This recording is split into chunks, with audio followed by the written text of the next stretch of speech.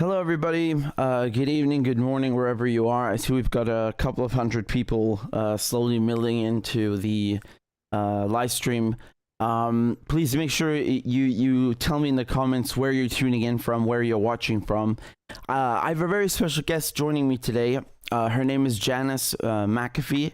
She's the wife of the late John McAfee, who's the famous computer programmer and developer of the antivirus software McAfee that most of you probably already have installed on your computers, or you've used in email a million times. And in October 2020, John McAfee was arrested in Spain at the behest of the United States over alleged tax evasion charges. And after the Spanish court okayed his extradition to the United States, he was found dead in his cell.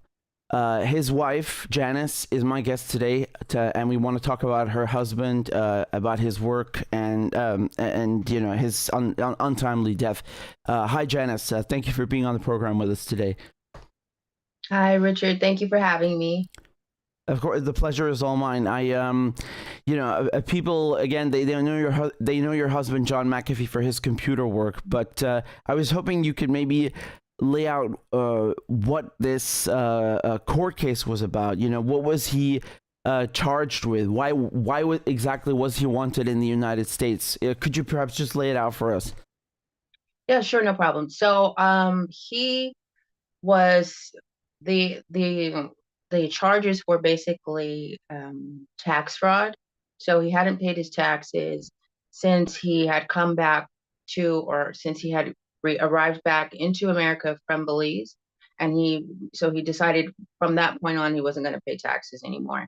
And he informed the IRS of this. He would write them letters every year and tell them that, he's not going to be filing any taxes. So it wasn't a secret to the Mm-hmm. IRS. They knew what was happening. Also, when he was campaigning, that was something that he campaigned on. Right. He felt that income tax was unconstitutional, which it is according to the United States Constitution.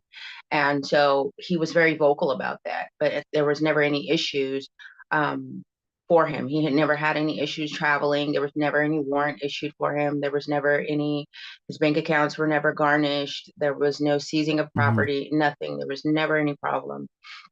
But when we had arrived, or we had been living in Spain for a little bit of time, and he was going to be flying out of the Barcelona airport to go and see friends in Turkey, I believe it was. And he said when he got to the airport, once I was able to talk to him after he was arrested, he said when he got to the airport and went through security, it was then that they stopped him because his passport was flagged as stolen. What? And so Wow. what that happened, or what that allowed to happen, was for them to put him into custody. And then once he was into custody, it was the next day that then this warrant for these charges, tax related charges, that's when that surfaced. So up until that point, he didn't have an issue. We were traveling throughout the Caribbean with no problem. He was handing over his passport, never any issue. We had actually, I believe it was a month or a month and a half prior to his arrest, we had actually flown out of the Barcelona airport together. We were going to Germany, but we ended up getting turned back because the COVID Uh, restrictions got reinforced. So we had to come back to Barcelona. But I'm just saying all that to say that there was never an issue with with there being any warrant or anything. There was nothing hanging over his head. He didn't right. have any problems freely moving about. That's incredible that they said it was stolen. So it's basically just they made something up just to get him in custody, and then Right. and then the knives start to come out. So I mean, I was gonna ask you, do you think the charges were real or bogus? But I mean, you pretty much answered the whole thing. He was very upfront about this from the beginning. Um, Yes. so when he was taken into custody, were Spanish authorities clear from the very beginning why he was arrested, or like you? I mean, from what you're saying, they weren't. They claim that his passport was stolen, so it's just a ruse, essentially. Yes. Yes, I think without going into too much detail, because honestly, I'm just speculating at this point. I can only tell you what John told me over the phone, which was that the passport was flagged as stolen. So Hmm. my assumption is that it was just a ruse, like you said, to get him into custody, because that's something that they were trying to do when we were traveling throughout the Caribbean. So, um, just a brief little history of why we even had this issue and why we were no longer in America. So I believe it Of course. was about November of 2018. John had gotten a letter from an attorney that he had in Tennessee. We were then living in North Carolina on Hatteras Island. And in this letter, the attorney said that he had been subpoenaed by a grand jury to give testimony about his relationship with John. And he provided, I guess, the letter of the subpoena, something that he sent to John. I think John tweeted it from his account on Twitter, just letting people know what was happening behind the scenes. Yes. Because I believe that the FBI was saying that no one was after him, but that was not true, because there was a grand jury, a secret grand jury being convened, and we didn't know, and John didn't know what the reasoning was for the grand jury, what the charges might have been, he didn't know at the moment what was happening. Later, once we left America, he found out it was tax related. And so myself was named, and four other people. So John, myself, and four other people were named in this grand jury indictment. And so we decided to leave. John had gotten notice somehow that about around the time they were planning on coming to, arrest him. And so we decided to leave America, and we left January 2019, and we went immediately to the Bahamas. And we chose the Bahamas because there is no income tax in the Bahamas. And according to international law, I guess it is, if whatever crime you're being charged with, the country that you're in, it has to be a crime there Exactly. in Yeah. order for you to be able to It's get a extradited. And rule of because there is specialty. no Yes, Yeah. exactly. So because there's no income tax, excuse me, then obviously he could not have been Right. extradited back to America. But what they tried to do instead was they were going to just arrest him for anything, drunken, disorderly conduct, whatever it was. And he had gotten word of this as well.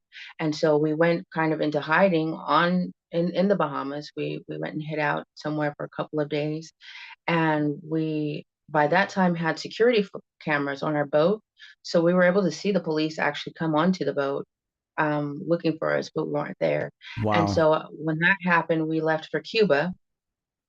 And obviously, why would we go to Cuba? Because Yeah. duh, Cuba's just not, they're not They're cooperating not. with America. So that was no problem when we were very happy there and very comfortable there. And I will say, the people of Cuba are absolutely beautiful, beautiful spirits. With all of the suffering that they have gone through, Yeah. they still manage to smile and have joy. And it's not an ideal situation, obviously, but just the joy that they have, with the little that they have, it was just a beautiful experience. Um, and so we stayed there for a little bit. And what happened there is there was a representative from the military that came to our boat, and he brought an appointment slip, and it just said, for John to come to this facility. And so, he's nervous, that our cab driver is nervous. We're all trying to understand, okay, what this situation is. So we get to this facility. It looked like maybe old army barracks or something. Um, and John he's greeted by a general, and he speaks with him, and this general basically tells him, okay, we appreciate you being here, and we appreciate, the money sort of that you're trying to bring positive press to the country, and the money that you're, spending here and giving to the people here. We appreciate that, but you have to leave now, because they were basically being pressured by the US authorities to send John back to America. And so rather than them doing that, they said, we'll give you 72 hours to leave. And so that's what we did. We left in 72 hours, and we ended up going to the Dominican Republic. And once we got there, immediately we were detained. There was they had a problem with our guns, which, mind you, we had taken them to the Bahamas and Cuba. So in the Bahamas, they came, they checked the guns. We had them laid out on the table, Hmm. 3 guns. So, and it's perfectly legal to carry guns, obviously because there's pirates on the sea. So you have to be able to protect yourself. Right. But they were legal. We were legally carrying them. And so whenever the customs would come onto the boat, we'd have our guns laid out on the table, unchambered, Hmm. all of our ammo ready, just so they can feel comfortable and they Yeah. can see what we have. And so in the Bahamas, they allowed us to keep our guns on the boat, but they said not to take them off the boat. And in Cuba, they collected the guns and they kept them and then returned them to us once we left. I And see. so once we got to the Dominican Republic, they made this big issue of us having our guns, and they never really said what the problem was. They just Oh. immediately detained us, and we were detained for days. Oh. We never really officially entered into the country, and they tried to charge us with entering their country illegally with the guns, but we never really talked to customs, or immigration, so we never came into the country officially. We were there, but Right. officially we weren't there. So, anyways, that John was able to hire 2 lawyers, and they were able to get a judge to stay the extradition, or the deportation, I should say, because they were trying to send us all back to our countries of origin. So, but John had dual citizenship, and he was wanting to be sent to the UK, and they were Mm. trying to force him to go back to America. And so the attorneys were able to get a judge involved. And once the judge got involved, the immigration, they kind of backed down and said, okay, well, where do you want to go? And they flew us to the UK. And that's how we got out of that situation. And I believe because of I didn't know it he's just British. wasn't, yeah, yes, they I didn't mean, know that. And I will say that being British as well, being sent to the UK, the special relationship, as it's called, between the UK and the US, I would not feel safe, but I'm glad yeah. yeah. But it worked out. Here's the thing about that, is that it was actually on the weekend. So we were getting flown out on a Friday, and we did not stay until Monday, because obviously once the government offices were open, we would be in great danger. And Yeah. so we were able to be comfortable for those 2 nights, Friday and Saturday, and we ended up leaving on Sunday, and made our way deeper into Europe. And so but I'm just saying all of that just to say that they had been coming after John for quite some time. And even before Yeah. that, his life was kind of fraught with people coming in and out of his life looking to do him harm, whether it's physically, whether it was blackmail, whether it was some sort of nefarious business dealings, whatever it was, there was always um, a threat of danger constantly around him.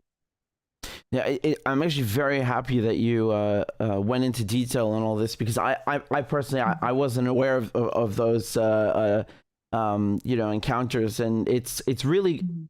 indicative of how badly they wanted him. The fact that the U.S. was able to put pressure on Cuba and then Dominican Republic, all at once. I mean, this really shows how badly they wanted him.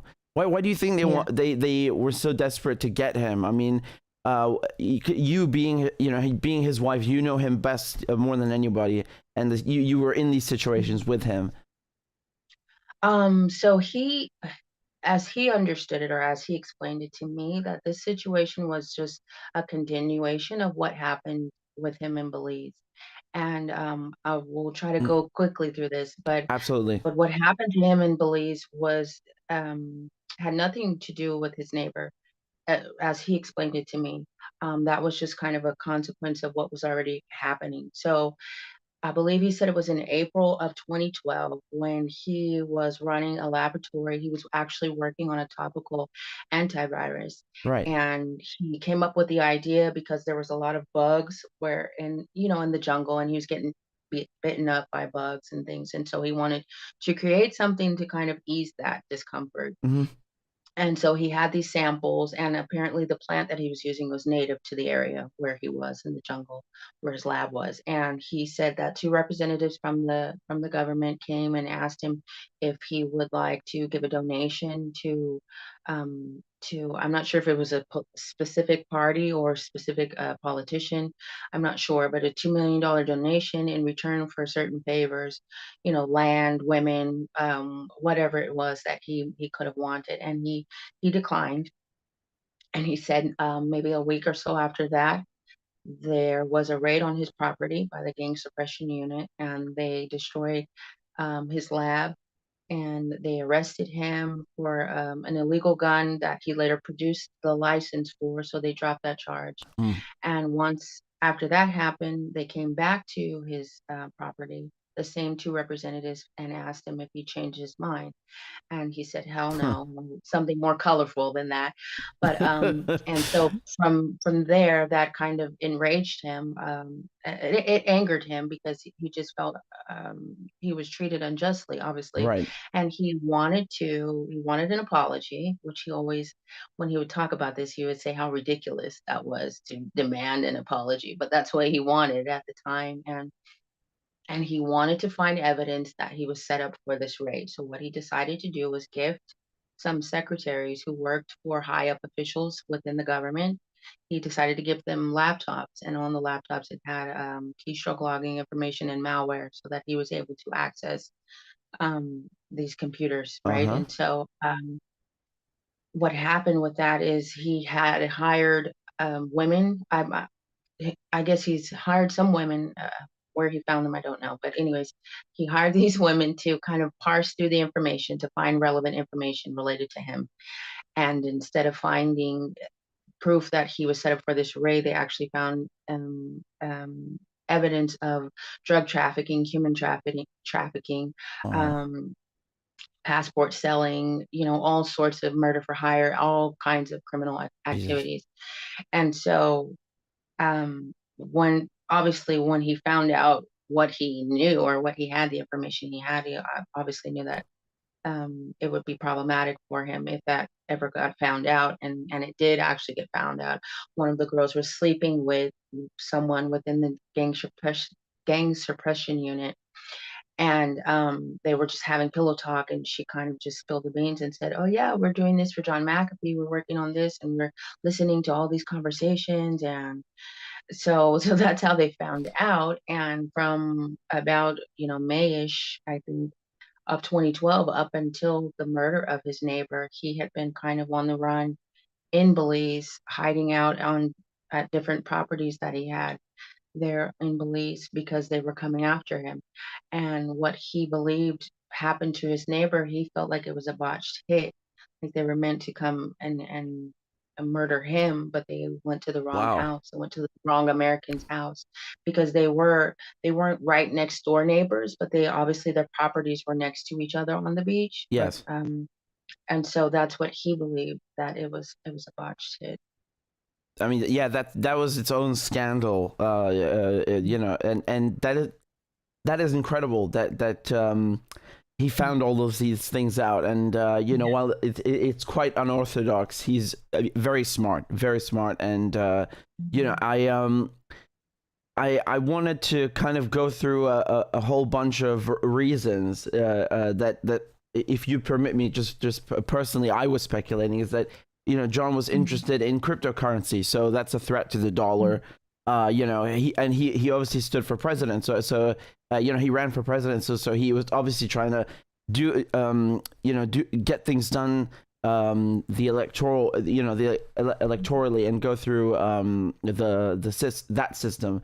But you know, him also being a titan in the big tech industry, Silicon Valley. Yeah. I mean, there's just me thinking personally. There are tons of reasons why people Mhm. would try to do him harm, right? And Yeah. I think, yeah, I mean, do you think it's one of those reasons, in that list? Um, yeah, you know what? It could be any of those reasons. It could be all of those reasons. Definitely. I think maybe his running for president was something that caused people to look at him again as the threat that he was to the status quo, right? Right. Definitely, because he had a voice and people were listening to him, especially during the Yeah, Trump, with Trump first initially running, John felt very, very strongly that the Libertarian Party could have really made their mark at that time while Trump was running. Um, just to kind of give a counter to the official narrative that's been going on with the two-party system. That's what he was yeah, trying to do. And then obviously when you couple that with the crypto and him speaking, when he would speak at different conferences and he'd give his keynote speeches and he'd tell people, you can use crypto and not have to pay taxes anymore. So, that was definitely problematic for right. him.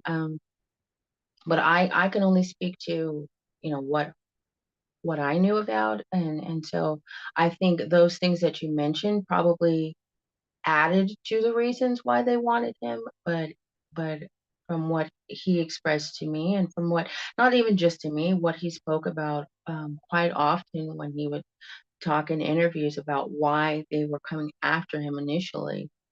That's kind of where he felt like his problems were kind of a continuation from there, and then not to mention with his antivirus, his first clients were, the CIA, FBI, the military. Those were his first clients, and that's how he Really? got, Yeah, yeah, that's how he made his name. So, and he was just a brilliant guy, he just was brilliant. And so, yeah. we have those things as well. And you know, we don't know what kind of work he did, obviously we can speculate, but, these things matter, even though maybe he wasn't working with them any longer, just being someone who had, some knowledge of possibly inner workings of some of these agencies, obviously that would make him a target as well. And when he was taken into custody in Spain, when he was detained, I mean, did they make it difficult for you to see him? Or how often were you allowed to call or visit? So I didn't visit him because he didn't want me to. He said that would be too Really? difficult for him. And then also, Yeah. just from a safety aspect, we're concerned of Ah, people yes. possibly following me from the prison to figure out where, Right. where I Right. was staying. And so I didn't visit him, but I spoke to him every day. We spoke 3 times a day. So it took a few days initially for him to get settled in and to get you have to give the phone number and it has to get set up in the system to be approved and all of these things. So it took, a few days, maybe a week at the most before I was able to speak to him. But in the meantime, I got him clothes, sent him clothes, whatever he needed. I don't think we were allowed to send blankets. I think I tried to, but because they don't really provide you with anything. It's not like American prisons. They don't really give you anything. So he was able to have his street clothes. His regular clothes. Obviously that it got searched and there was certain stipulations of what you could send, but I sent that. I sent books. He would tell me what books he wanted me to send him, so I would Hmm. I would do that. And so again, we spoke 3 times a day.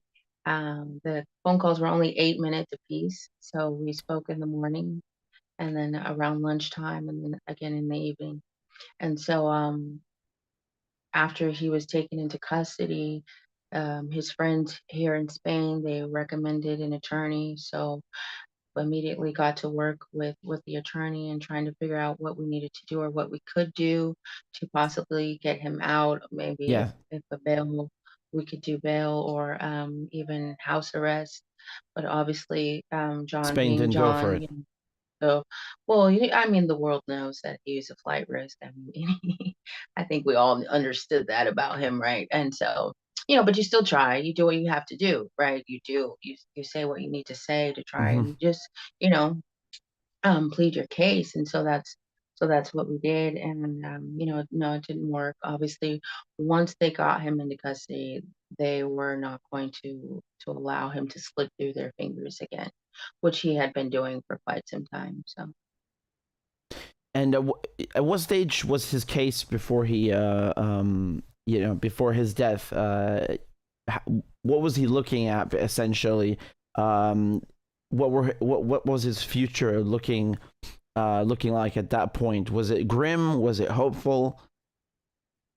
It was hopeful. So we by that time we had 5 attorneys.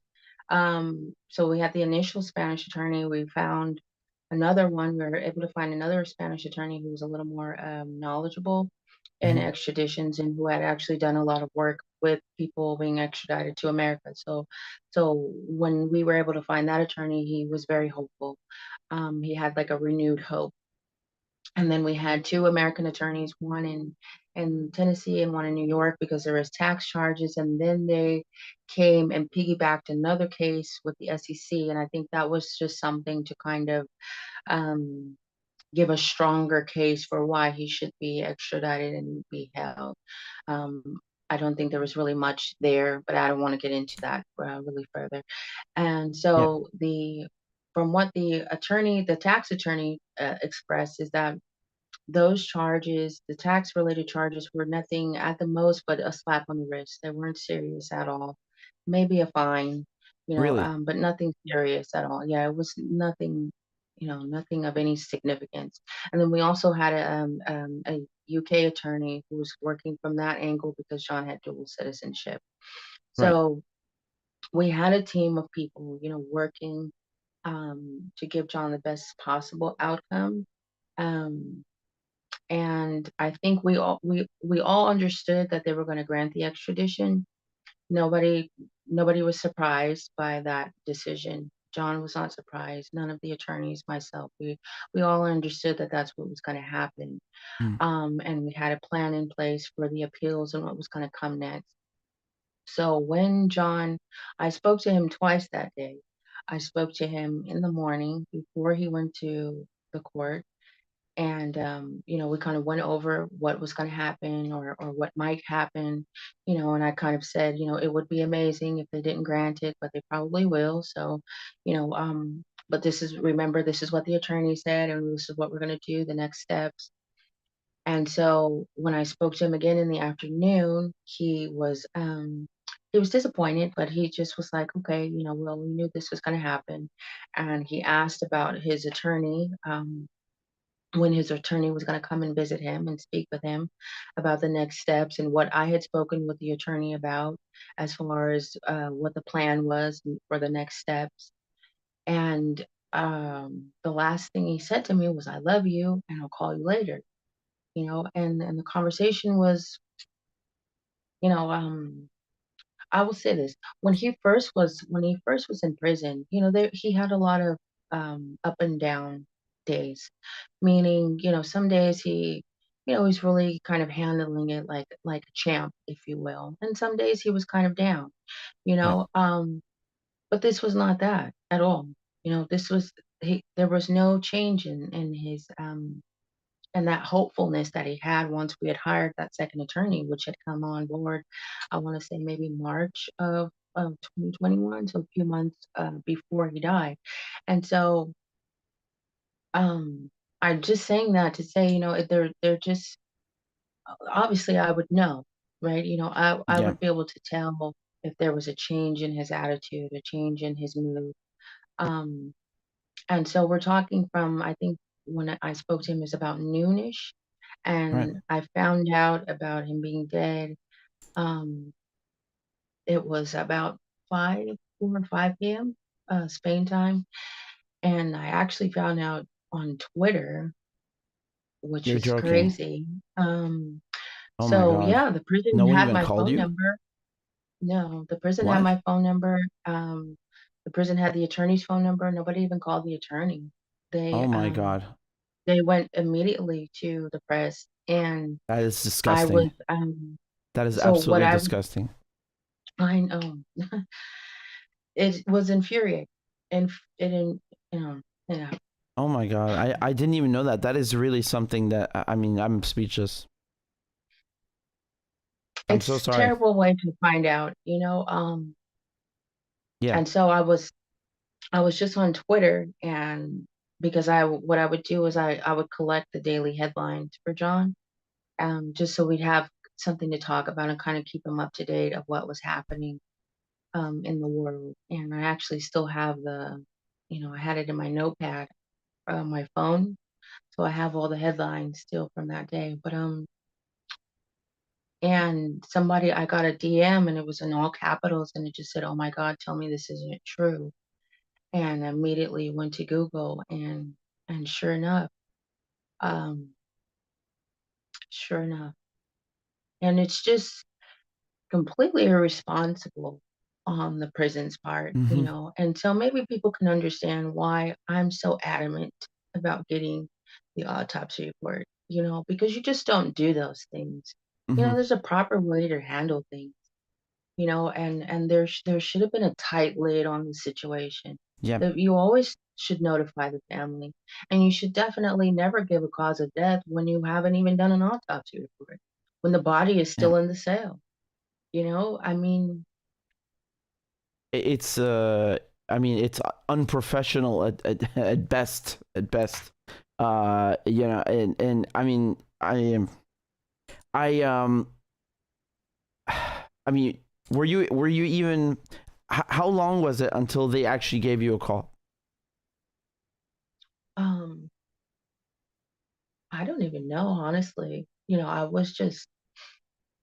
I can't even really tell you. Well, I can tell you what happened, after that. I managed to call my mom and just was just crying. And I kept Oh my saying, god.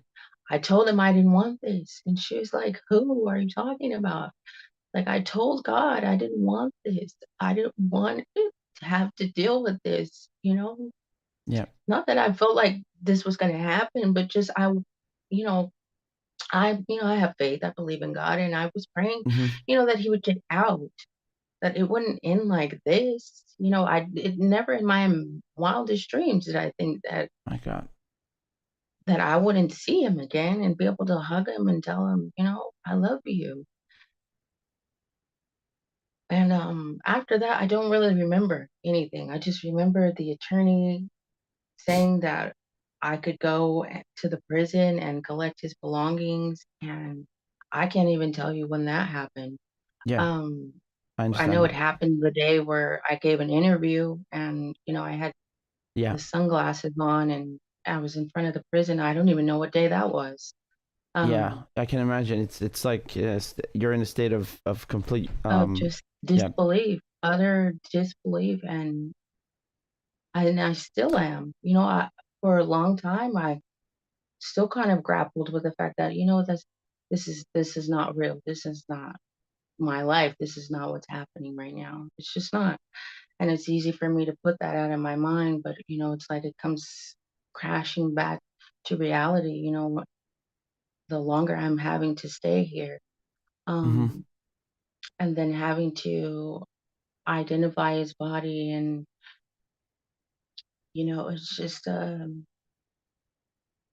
it's just hard, and then dealing with people Yeah. and their comments and everything. Oh my It's like god. these questions that people ask me are things that I've obsessed about since the day that he died.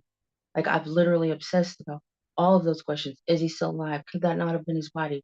This and that, all of these things, because we're talking about John McAfee, and Hmm. people know that he faked a heart attack before. People know these things, and so obviously these are things that people you know legitimate, no matter how crazy they sound, they're legitimate things that people would think about, obviously, just because of who he was, or who people believed that he was. um and so just trying to navigate this, and trying to suppress my emotions and my feelings, because Yeah. I have to stay the course. I have to see this through, and I can't do that if I'm breaking down. And, so I allow myself moments, pockets of moments, but sometimes it'll burst through. If I'm at a grocery store, and was one day, it was so stupid, but there was green tomatoes. They were selling green tomatoes in the store, and he made me fry green tomatoes one time, and I was just, and people are looking at me in the store like, "What is wrong with you?" And I'm like, "It's green tomatoes. You don't understand." And so, ridiculousness like that. But those are just days when the emotions are just, they kind of creep up on you. But for the most part, I've had to really try to hold it together, which is Of difficult, course, you yeah, know, it's trying very to difficult. grieve and trying to make decisions, um, which these are hard decisions that I'm having to make, but I feel like this is what John would have wanted me to do, that the autopsy report is necessary, is important, Yeah, see, especially that's the because they thing. don't want to give it. Right, Yes, I'm exactly. sorry. I wanted to ask you. They still have not released his body, and they still haven't given you an autopsy report. Is that correct? Yes, that's correct. So This the has been how long autopsy, since his death? it'll be 2 years in June. Yeah. Is that normal to, you know, that amount of Um, time? I mean, it seems very bizarre to me, no. to say the least. Uh, I I I don't know what's normal for Spain. I will say that, of course it's not normal. No, yeah. I'm sorry. But no, of course, I mean, it's not, this is insane, right? It's absolutely insane that if hmm this is just an open and shut suicide, and I believe there's statements from people that did the autopsy or something where they said, "We stand behind our autopsy report, so give it to me Right. so I can Why stand not? with Why you." not give it to you? Yeah. Don't tell me that what you said happened is what happened. No, show me the paperwork so I can see for myself that what you hmm said happened is what happened. I'm not going to take your word for it because hmm you literally usurped the chain of command, if you will, by not informing me and and not even informing his attorney that his client was yeah. dead. What are we even talking about right now? You know Yeah. what I'm saying? Yeah. Like, and I'm supposed to believe you that how he died or how you're saying he died is how he actually died? No, I won't take your word for it. You know, and so I will also say this, that it's not their standard procedure to give out the autopsy report. So with, you know, when people die, it's not a normal standard procedure to do that. However, when it's asked for, it's given. hmm And I so see. I don't know why they're not giving it to me. And so there's either one of two things happening here. Either what's in the autopsy report they don't want revealed, or they didn't do one. And that's the other problem. Yeah. And so that's where we are right here now. And so what I didn't realize when so the attorney expressed to me that if I allowed them to close the investigation, because the prison actually opened an investigation into his death. And if I allow them to close the investigation without getting the autopsy report, then I could never come back and ask for it later. I had to do it now or at that time. And so, so I made that decision, but I had Right. no idea that that was going to mean that they were going to keep his remains. And so, I asked the attorney to appeal, you know, to the judge and say, hey, because they wouldn't need to keep his remains for our team to do another autopsy, because our team would basically take whatever um, samples or materials that were already taken initially. They would just take from that and then hmm do an independent autopsy Yeah. because, you know, his body is obviously in a condition where there whatever whatever may or may not have been present in his body at the time is no longer present, you Right, know? because So of there's the a it's so much time has lapsed until yeah. yes. So so there's no need for them to keep his remains, but they've decided to do that. And so and I kind of feel like maybe it's a way to kind of put pressure on me to just say to get me to say, you know what, I'm just gonna go, you know, just forget about it. You know, I'm not going to continue to pursue this, um Yeah, like but I won't do basically, that. if you drop the investigation or let us close it, Mhm. then you can have his body. Yeah. Yeah, but and so they're trying to pressure you into into Mhm. dropping it. That's what I That feel. that is I'm not very I disgusting. don't You want know, to besmirch them because yes, no, that I'm not certain of that though. I okay. it's just a speculation, but it's definitely what it appears to be. So I mean, he hasn't even received a proper burial. I mean, that is really from an emotional, from a religious point of view, that is very upsetting. It's extremely upsetting. Well, he wasn't religious, so it's more of a thing um for me. Well, not just Right. me, for his loved ones. He had family Yeah. who cared about him. And so it's not just for me, but and he expressed to me how he would like to be laid to rest, but there should be a closure there, Hmm. and we can't have that because Right. they're keeping us from having that, and there's literally nothing there. It just doesn't make any sense. Obviously we can Hmm. speculate about what could or could not be happening, or why, whatever reasoning they have for not doing this. At the end of the day, this is a Catholic country, and I would imagine that the people here would have a problem with this. This is insane. I Yeah. don't know if anybody else has gone through anything like this. I don't know if there's any family members who've had someone die in a prison of suicide, and they've had to deal with this. I don't know, but this is absolutely disgusting. Yeah. We're talking 2 years now. 2 years, and all I'm waiting for is just them to say yes or no. You can't have the autopsy report. That's all I need is a response to that. And once I get that, apparently I would have appealed to the highest court that can do something about this. So once this decision comes, then the situation is closed. Hmm. There's no further avenue that I can take. And obviously, I don't think that I would want to continue dragging this out and keeping him from being laid to rest. Even though he didn't believe in God, or probably an afterlife, it's just decent. It's just human decency. Right. Right. I said earlier that the fact. I mean, I knew that they hadn't given you the autopsy report, that they hadn't, given his remains to you so that he can be laid to rest. But I wasn't aware that they hadn't even called you or his Mhm. attorney when after his death. And so, I earlier I said that's unprofessional at best. It's not. It's completely indecent and disgusting at best. And at worst Mhm. it's intentional. And I mean, I don't know. I mean, like I said, I'm speculating at this point, but the fact that they didn't follow these basic procedures, it really makes you question their intent and professionalism and their what's going on here. I'm even more shocked than I was before. That's what I can say, and I can't imagine how you feel about this. I mean, it's wow. I will just to add to that as well. When I went to the prison to get his belongings, there was I guess, a gentleman there who was the head of all the guards, all the prison guards, Okay. and he expressed obviously his condolences, and he was shocked. He was shocked as well, and so was everyone else in the prison. Everybody was shocked that John was dead. Mm. Nobody nobody saw that coming, because even he was, now mind you, he was speaking in Spanish to my attorney, but this was being translated to me. But Okay.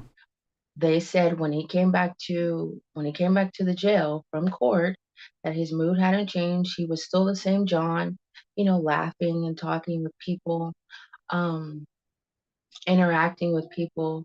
Now It's very what strong. happened? Very strong. Yeah, Yeah. yeah. Mind you, I will also say it wasn't the first time John had been in prison. In a foreign country. He's Mm-hmm. been arrested before in, obviously, Belize and Guatemala, and when we were detained in the Dominican Republic, but as Right. well as Mexico when he was much younger. So it wasn't his first rodeo. He definitely knew how to Yeah. handle himself. That's not to say that he was completely safe and comfortable. Maybe there were altercations, maybe there were other prisoners that caused him problems, but not from what he shared with me. Um, he shared one incident with someone who I guess was a new prisoner that had come in, Okay. and kind of tried to get tough with him, get in his face, but Yeah.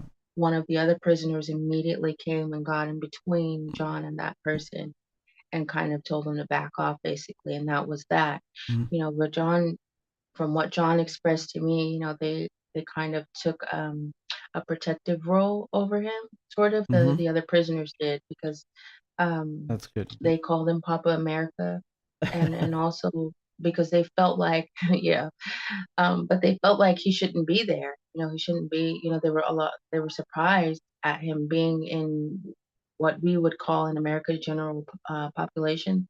That's what Gen pop. Yep. In prison terms, yeah, where you're with all of the other prisoners. You're not secluded, you're not sequestered in a special area. He wasn't kept in solitary confinement. He Hmm. was with all of the other prisoners, and so, but again, he knew how to handle himself, and so it just was a surprise, like I said, to everyone, which even, I don't know, even more so just confirmed that something was not right. Just something wasn't right with what they were saying, that it was a suicide. John, if if he had decided to do this, I could have accepted that, but but I know he would have written something. He would have written something in those Hmm. hours.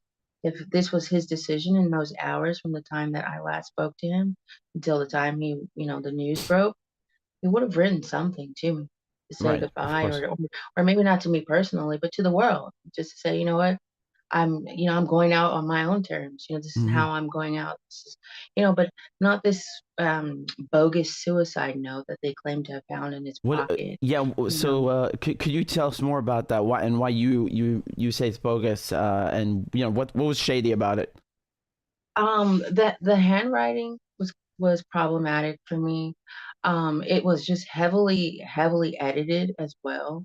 There Oh was a yeah. lot of scratching out as if to make it. And even if you're able to read the full thing of it, yeah, it's a little dark, but it's not oh, this is going to be my suicide note dark. You know what I'm saying? It just didn't read like that to me, and I'm saying that as well because John would so he would read me his tweets that he would want tweeted out from his Yeah. account. That's Right, good. so he'd Yeah. write them down and read them out to me, right? And so Hmm. to me, it just read like any other tweet.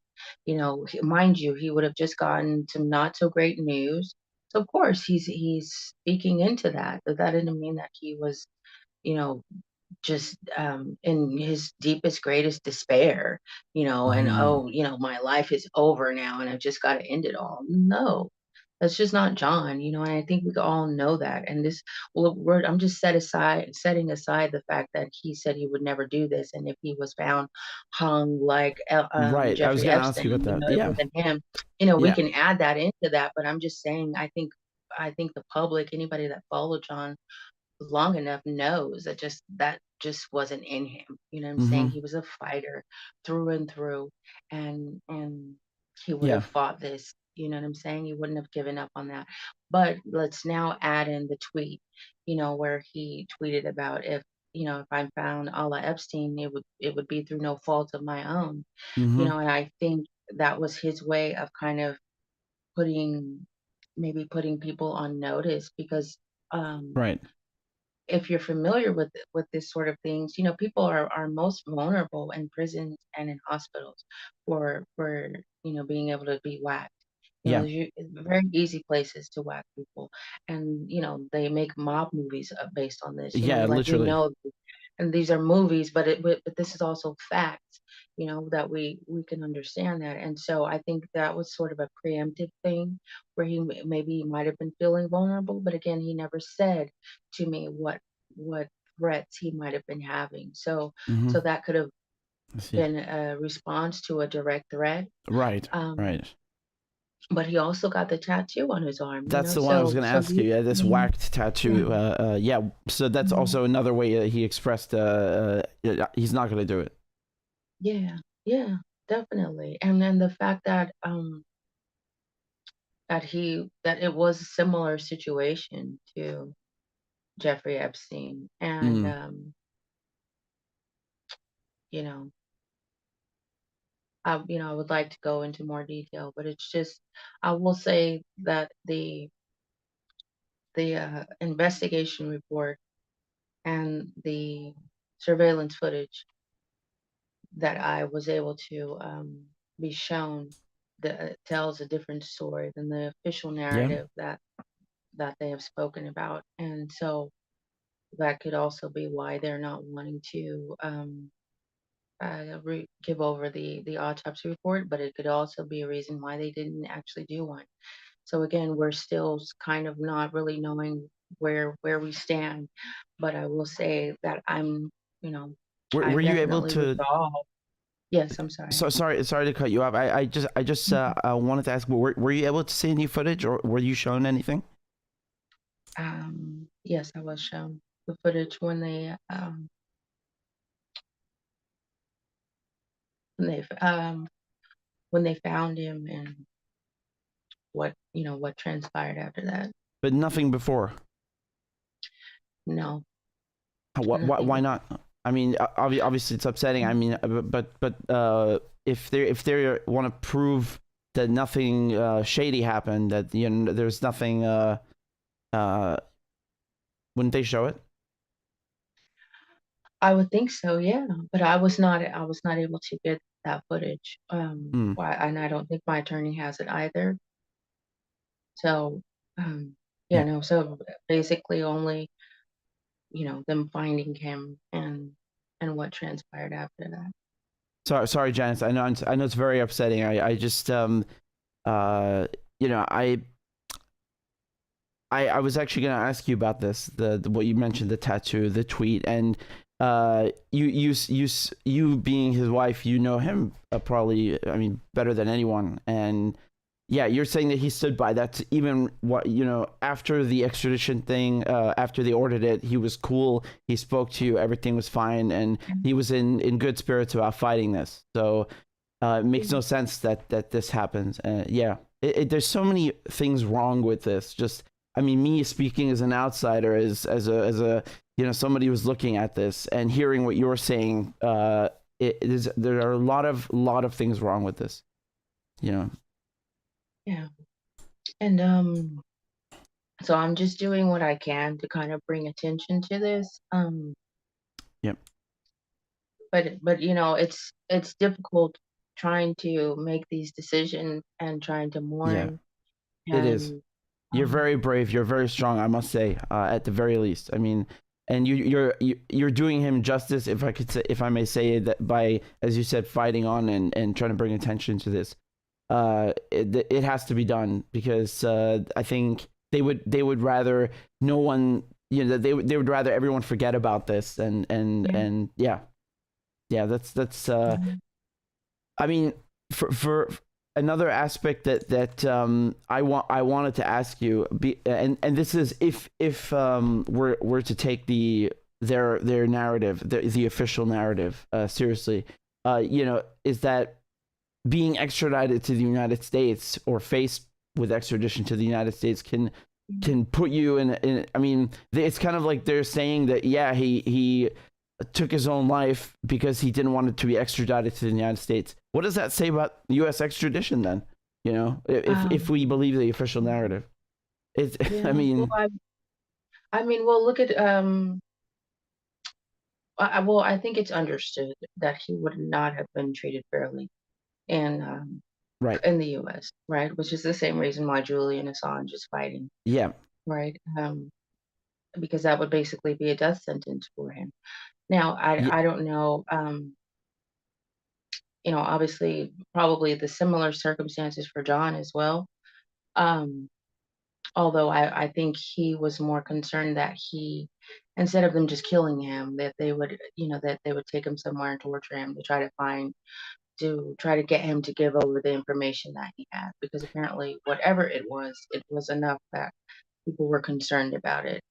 Um, and so you can imagine it being the Caribbean, you can imagine what sort of people, let's just talk about money laundering, right? Talk about the wealthy people in the yeah. world who might Didn't have didn't been laundering money through Belize, right? didn't he And tweet so that he when had all this information, get Mhm. terabytes or something of information about 31 people? terabyte. Yeah, God. yeah.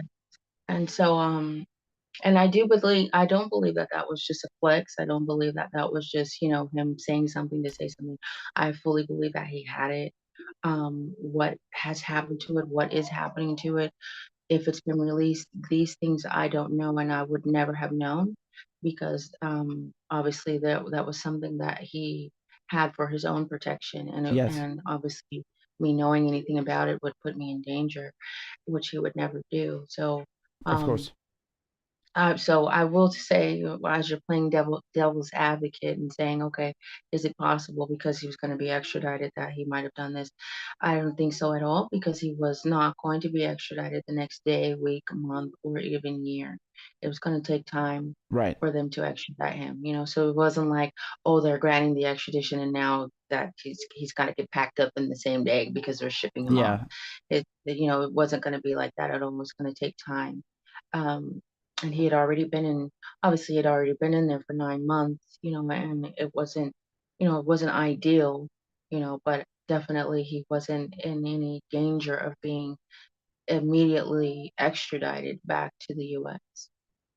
Yeah, I mean, I've been covering the Assange case for a couple of years, and I was in the court when they decided that he has to be extradited, and the appeals process alone is taking. I mean, it's Right. it takes years. So, Mhm. yeah, I think people have this misconception, as you said, that he would be shipped off like the next day or something. It doesn't work that Right. way. Yeah. No, it So, takes time. It definitely takes time. and all this information that John said he had about all these powerful elites and stuff. So I mean, you were touching on money laundering as being a possible element of that. Well, I mean, when you think about the other information that he said he was able to collect from that was that there were high up officials within the Belizean government who were involved in human trafficking, Mm, drug trafficking, murder for hire, right? And then you couple that with money laundering, right? hmm. Selling a passport, all of these things, right? Who benefits from these things? Who are the likely people that are involved in these sort of things? Very wealthy, high up people, people within government, people Yeah, within governments around the world, people who are billionaires or multimillionaires. I mean, look at the speculation behind, well, I won't say speculation, but look at who we know had relationship with Jeffrey Epstein, however you pronounce it, yeah. right? I Prince mean, Prince Andrew Andrew, and for on and crying out on. loud. You know what I'm Yeah, saying? Like, I mean, so you could imagine. Now, I'm not saying that these things are related, but I'm just saying, um, it just appears that the more money people tend to get or they're able to accumulate, the more disgusting and depraved things that they are involved in, right? It yeah, just seems to go hand in hand. And so, I mean, you can take that information and do with it what you want to try to figure out or try to speculate what sort of um, information John would have been able to get his hands on when we're talking about 31 terabytes of information. I'm not gosh, even sure how much that actually is, but it it's a sounds like a shit lot. ton. Yeah, Excuse my language. yeah. Nice. So yeah. Yeah. And I get the impression from all of his endeavors, like running for president and so on. Like he was really adamant about changing things. I also the Mhm. privacy phone and all these things. I mean, these are projects that if you're an intelligence agency, if you're GCHQ or the NSA, that's the last thing on earth that you want is people having private phones and so on. Yeah. But yeah, that's really He had a remarkable. lot of the projects he was working on, especially the privacy phone, but I will say a lot of the projects were I think intentionally sabotaged. By whom or for what reason? Mm, I won't get into that, but John he definitely was about waking people up and Yeah, um, doing what he could to wake people up to the reality of the world around them, and also doing what he could to leave the world in a better place, whenever he left. That was something he was very adamant about. And if you pay attention to some of the videos that he put out on Twitter, obviously there's a lot of crazy things that he said and did, but that was because people have short attention spans, and he couldn't just be John McAfee, the philosopher, all the time. He had to talk about having sex with whales and all this other crazy things, eating his dick if Bitcoin didn't go to these things, but that people still talk about to this day. But then you have the other things that now people are coming across, the really profound wisdom that he was leaving behind for people. And a lot of times as things were happening, people weren't really tuning into those tweets. Those tweets never really did as well as that Bitcoin prediction, Mm, that he would eat his dick. It didn't, nothing really did as well as that. So for better for worse, that's what the public wanted, and so that's what he gave the public. But in between that, he would give these gems of wisdom, yeah. because he really, really, really wanted more for people, and he just wanted he wanted people to be free, to experience that freedom, that we're born with, to experience that financial freedom. And I think that was really important for him, the financial freedom part, because we are all enslaved by this current system of I mean, the U.S. dollar finance. is, Yeah.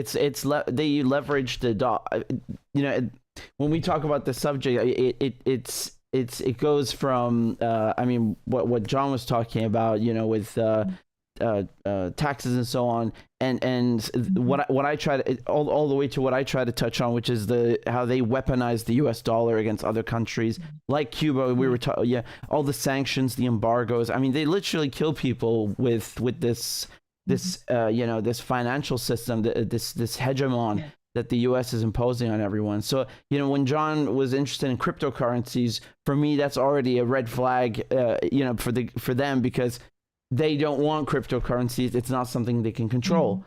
And yeah, so I mean, that was, for me, just as a speculator, and a reporter. That was one reason I thought maybe that they, a lot of people in these powerful positions disliked him. You're seeing right now in other countries, they're, like China, Saudi Arabia, India, they're not buying oil in dollars anymore. So that's very bad for them. And then, they go and try to sanction China and so on. It's a very dirty game. And John's situation, how they said, oh, the passport was stolen, and then, they sink their teeth into him and say, oh, now we're going to charge you with this. It's kind of like, it really, it's like an analogy of how they use bogus charges, bogus reasons to, like, sink their teeth in someone, and then the knives come out, and then they bring out the big guns. And Assange is one example you mentioned. And when he was taken out of the embassy, they took him immediately, and they charged him with bail jumping, and they gave him the maximum sentence, which is 52 weeks. And that was enough time for the United States, 50 weeks. And it was enough time for the United States to bring out this indictment and so on. They play these games. It's really disgusting how they do this. It's really nasty. Yeah, it is. And it's I get it. A lot of people, they feel like, well, what can I do? But that's why we have to be united. It's easy for them to pick off the one that pops their head up, but if we're all like collectively saying, enough is enough. Now, what does that look like? How does that get organized? I don't know. But John would always give this analogy, and he would say, if you're in a movie theater, you're in a packed movie theater and someone yells fire, like, are you guys going to stand around and say, okay, who's going to organize this? Do we need a committee to figure out how we're going to take care of it? No, somebody else fire, you get up and you run for the exit. That's that. And then you figure out how to put the fire out once everyone's gotten to safety, or at least once everyone's paying attention that there's a fire, and so that kind of was his analogy, and what he was trying to do, and trying to wake people up. No, he didn't.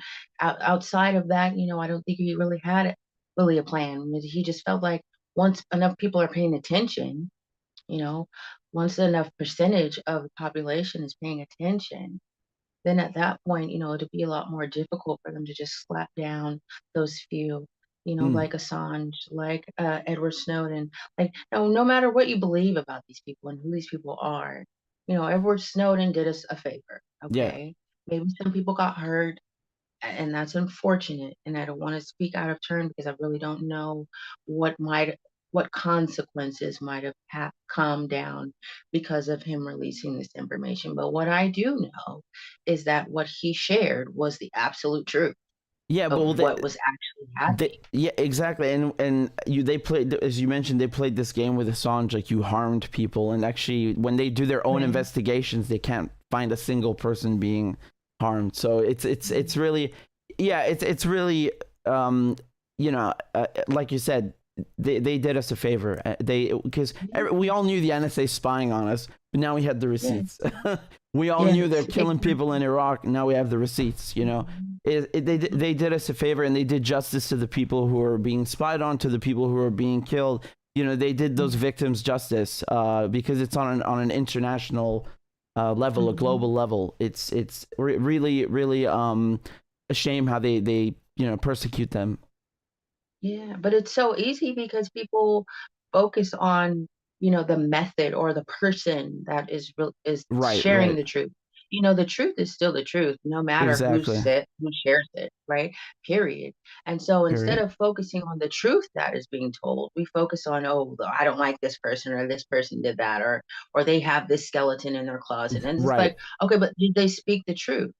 Did they share the truth? Okay, because that's what matters. And while we're over here discussing and talking about things that don't matter, they're still the powers that be are still able to get away with what they're getting away with.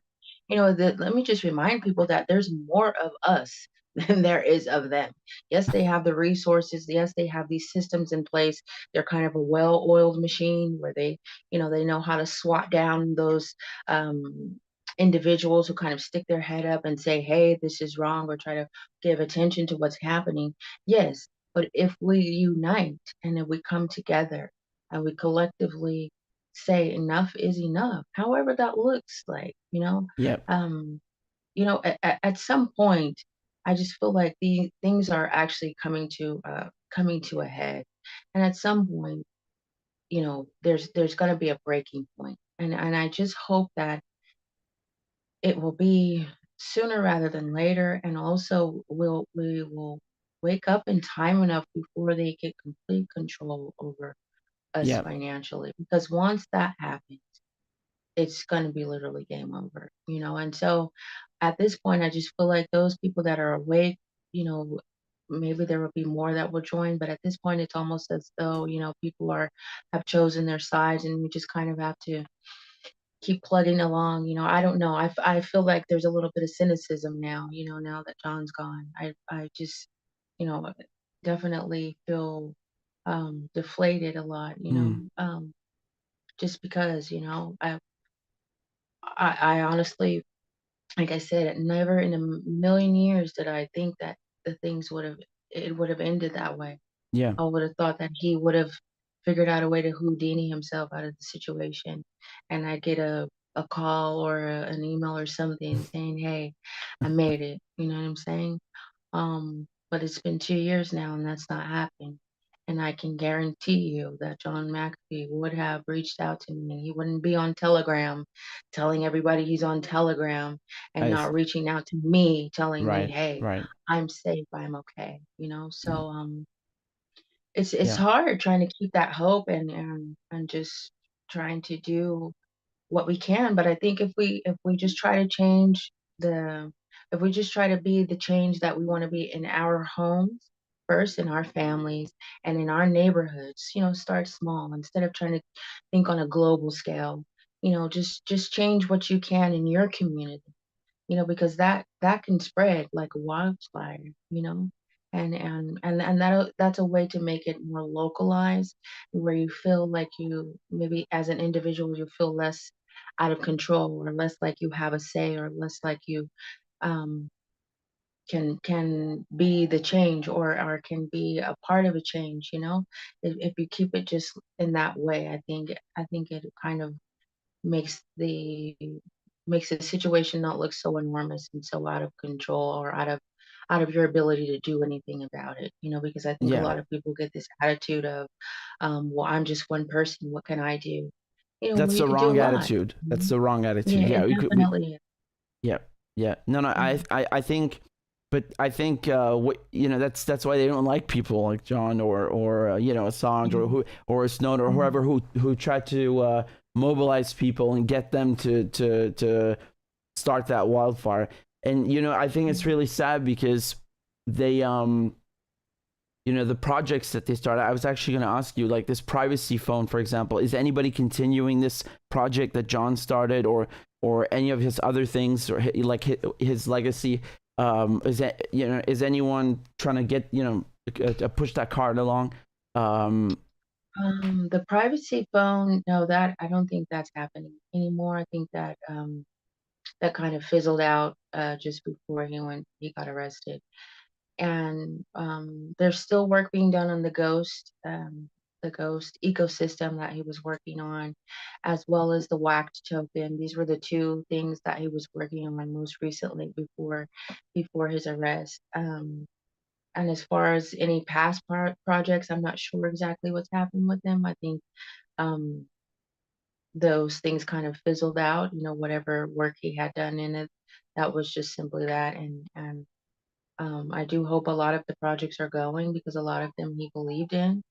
Yeah. Well, I shouldn't say a lot of them, all of them he believed in. But he wasn't running the projects. He was just many times an advisor, and Hmm. so people could choose to take his advice or not.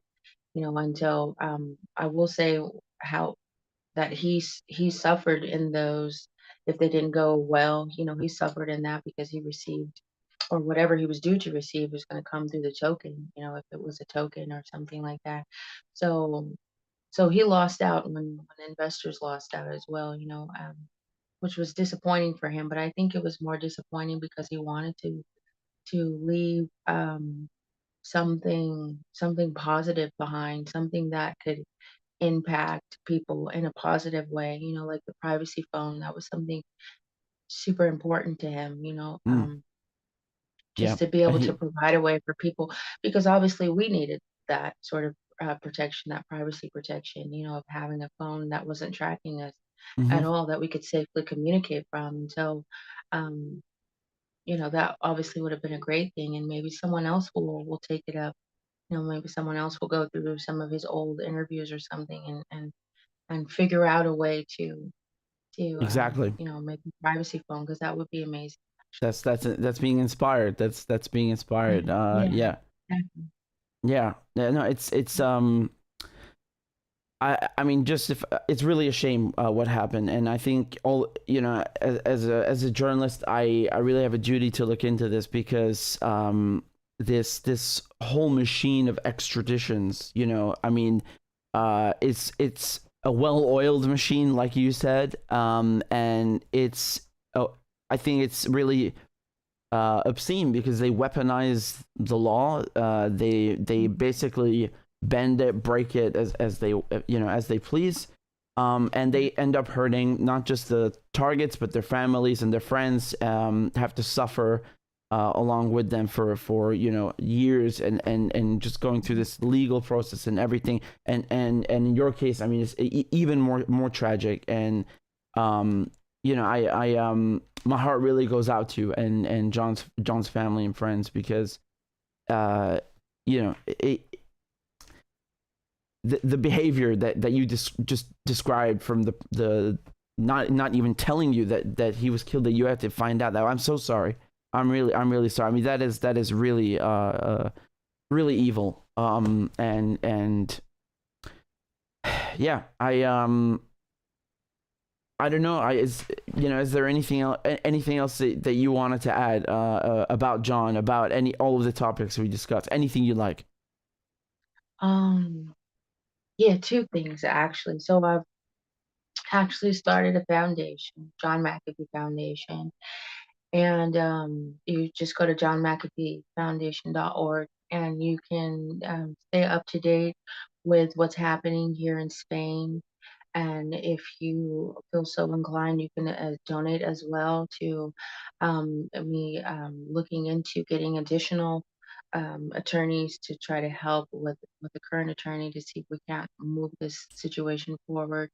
Also, it's a foundation that's going to be continuing John's legacy of freedom, privacy, and technology.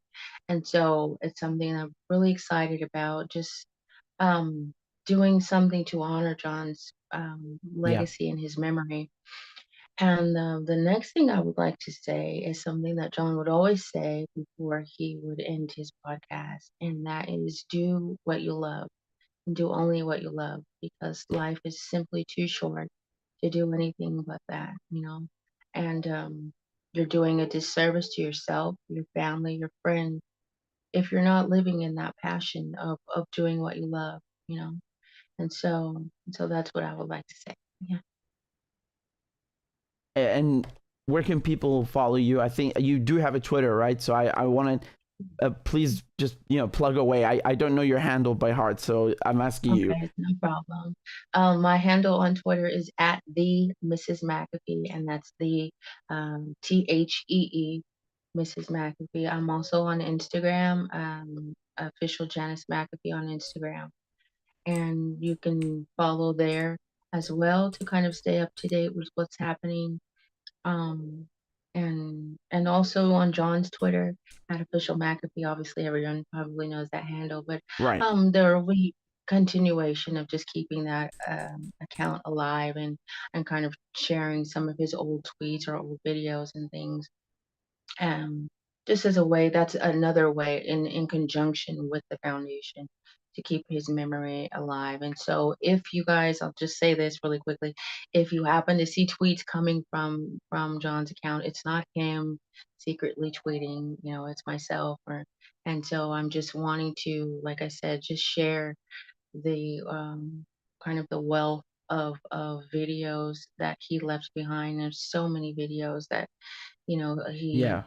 would record on a whole host of different subjects, and obviously some of his tweets that are, you know, that are now kind of almost prophetic in the way that they read, you know, just the way that he speaks about things. And so I think it's just such awesome wisdom that should not die with him. And so that will be continued to be shared as well.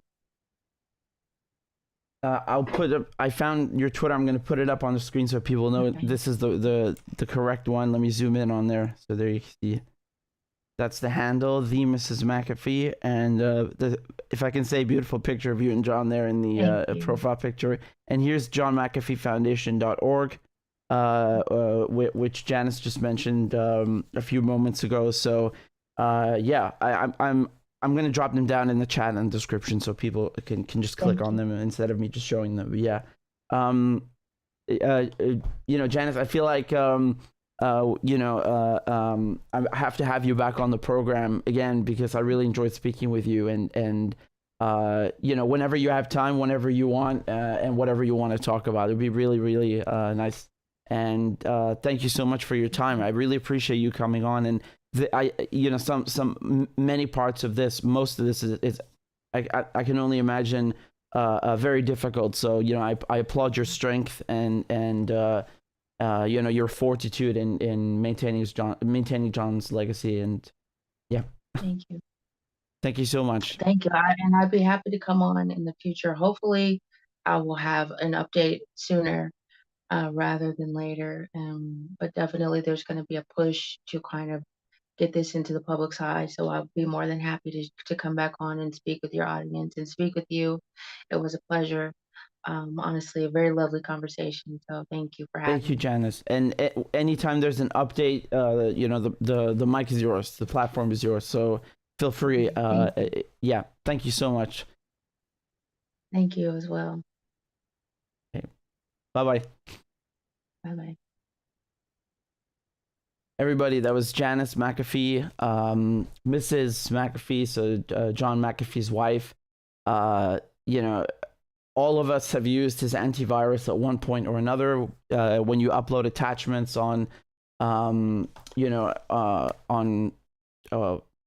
many, when you're sending an email, many email providers will scan the files with his antivirus. You guys have seen him, and you've seen his antivirus or used it at one point, whether you know it or not. That's what I was trying to say. So I really applaud Janice McAfee, his wife, for coming on and sharing everything. I'll repeat once again, as you saw my reaction earlier. But as you know, I was aware that they still have not released the autopsy report. They still have not, excuse me, they still have not released his remains to his wife, which I was already shocked by it. But now, as she was telling us, the prison didn't even call her or the attorney. She had to find out that her husband was dead, that he supposedly committed suicide in prison through Twitter. I mean, that is for anybody. I think that's revolting. That they went to the press first and told them that he was dead instead of his wife, you know, or his attorney. That's and his attorney. That is. What am I supposed to say? I can't, yeah. I'm speechless. I am speechless.